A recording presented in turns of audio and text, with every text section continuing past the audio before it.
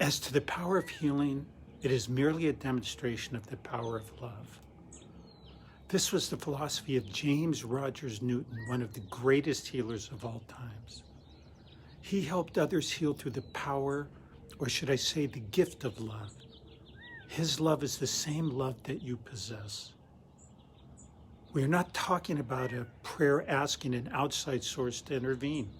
We are using the power of love that we all possess. It is within the vibrations of love that the healing takes place. Love is the spiritual essence of whom you pray to. When any sick person comes before me, I feel that love. I tell him I love him, and if the patient is not antagonistic, he is almost sure to be healed, because this opens their heart to me, and the disease must depart.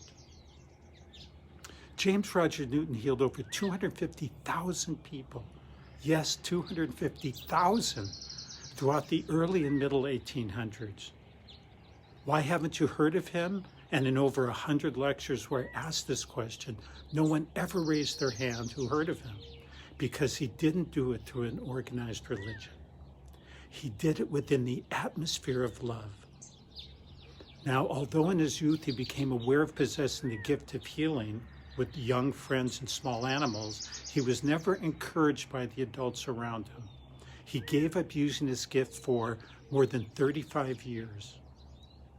In 1853, he was a passenger on the steamer Golden Gate from Panama to San Francisco. The second day, yellow fever broke out among the 1,300 passengers. The fever raged for 8 days, with 74 persons dying, their bodies being consigned to the ocean. The ship's 2 surgeons lost every person they attempted to help. Dr. Newton lost none. Now, a remarkable case was reported by the Toledo, Ohio Record newspaper in 1860s. Margaret Fuller fell from a horse at 14 years old, injured her spine. Her limbs were totally paralyzed. In this condition, she succeeded in getting an education and becoming a teacher. Her brothers built a sort of go-kart in which they used to draw her back and forth from school. Later, she married Mr. Fuller and went to live in Tontagony, Ohio. She had 8 children. Not one of those 8 children ever saw her stand on her feet or walk a step in their lives. In this condition, she was brought to Dr. Newton, sitting on the hands of 2 men. In less than 10 minutes, she came walking out of the treatment room. She came out saying, "How strange this seems.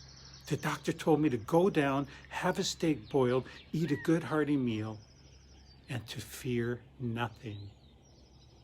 From his autobiography in 1870, he wrote, Mrs. Catherine Johnson of Cincinnati was blind for 15 years, and her sight was restored in 10 minutes where she could read a book. Maria Crane had spine disease for 2 years, her legs withered and drawn up. She could not be turned over for the last 5 months, was fully restored to walk in 15 minutes.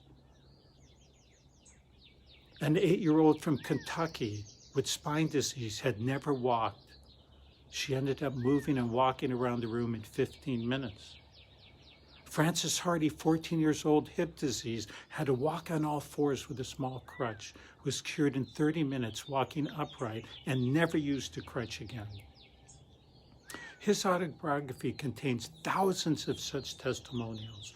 His cures were notarized by lawyers, mayors, judges, sheriffs, newspaper editors, members of the U.S. Congress. His love sessions generally worked within 10 to 20 minutes. From reading his autobiography as well as accounts from others who met him, it was obvious he walked and lived his philosophy. When you send love through your eyes, your hands, your voice, and your body gives off that essence of love, then you have it. He said it was possible that all could do what he did. We all have love. Our essences were created in love, and we are all healers. Newton said that he loved each man as if they were his most beloved brother, and each woman as his most beloved sister. he made it clear that others could heal in the same manner. Love is the universal balm. His personal secretary of 20 years said the difference between Mr. Newton and us was he knew he could do it, and we were want of power because we couldn't believe we could do it through love. To enter the state of awareness of love, it isn't enough to just say the word love. It isn't enough to give out quotes that restate someone else's definition of love. You must embody it. You must have it oozing from your pores. How? Through being in integrity with love. Now, I use the word integrity to mean consistency, that all your actions, beliefs, and dealings with others is consistent in a philosophy of love. In the 1850s, Newton stated that when in the highest state of love, he could see spirits from other planets and dimensions working next to him. The frequency of love resonates in all planets, planes, and dimensions. Some of you might ask how you might reach this state.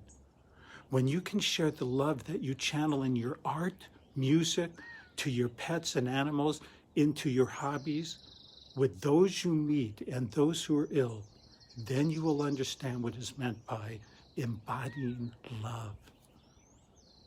You will see the immediate changes in those you meet when you embody something. Then you have charged your words and actions with the power to overcome anything. Unless you become it, then you don't know it. What made some of the great philosophers and their philosophies withstand time is their integrity. They lived the life, and with each step through their life, they reinforced their philosophy. I am sharing this because the time has come to believe in ourselves. Why not try love? Placing too much emphasis on someone or something else places you further from the truth within yourself. It is about stepping into whom you are. You are love. It is about trusting yourself and understanding that if someone can do it, then we can all do it. The great teachers of the past made this fact clear. It isn't about magic formulas. It is about living the life of love. The most important point is that love is the great balm. Love is the philosopher's stone. With love, in love, and through love, I encourage you to be the love that you are. I love you.